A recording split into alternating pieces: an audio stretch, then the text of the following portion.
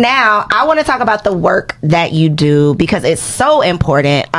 You are a certified relationship coach. I know that you are working with women from all, diverse histories, backgrounds, diverse challenges, but across the board, from what you're saying right now, is there like a most common issue or concern or challenge that single women are seeking your help for?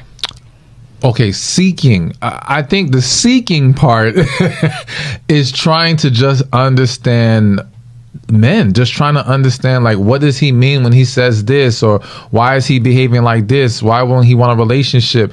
That type of thing. That's what they're seeking. What the actual issue is that I see that's common amongst women and people in general is a lack of healing. That's the number one issue. So you may start by asking me questions about that, but if we dive deep into your situation, we start realizing, okay, there's some things from your past you never healed from. And it's contributing to why a lot of women's confusion with men is not because you don't know.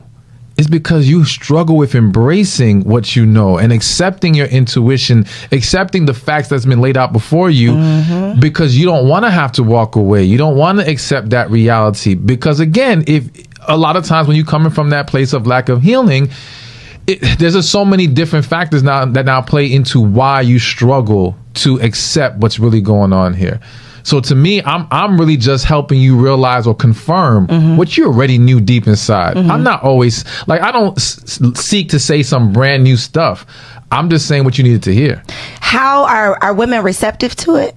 I mean, they obviously sign up so they, respect your opinion, but do you ever feel yourself having to deliver information or a message that is not received well? So they're receptive, but they don't always do the work. They listen, but they ain't gonna do the work. Yeah, so that's the thing, especially with the healing. And again, I know healing is hard. You know what I'm saying? And going through that whole process is not easy, but it has to happen. And when it doesn't, we're going to keep seeing the same issues. But I'm going to let you slide.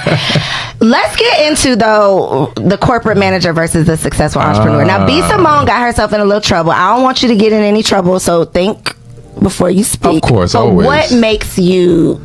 I mean, you had to choose one or the other, but what makes you say I would be more interested in dating a successful entrepreneur? The first thing that popped in my mind was she has more flexibility. And that was it. That's the main thing. I was actually reconsidering for a second, because I'm like, all right, but we all know entrepreneurs is like 24/7 and it's hard to shut off. It is.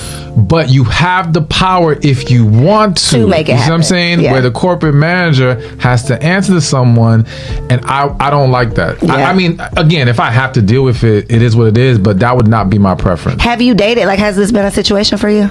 No, not really. So I think that's what B. Simone was trying to say. The people just kind of ran with it. But I think that was her intention. And I have actually heard the opposite from an entrepreneur who had a preference of dating a woman with a typical 9-to-5 or a career for more of like the certainty of it and the benefits of it, the insurance and the things and all of those things that come along with it.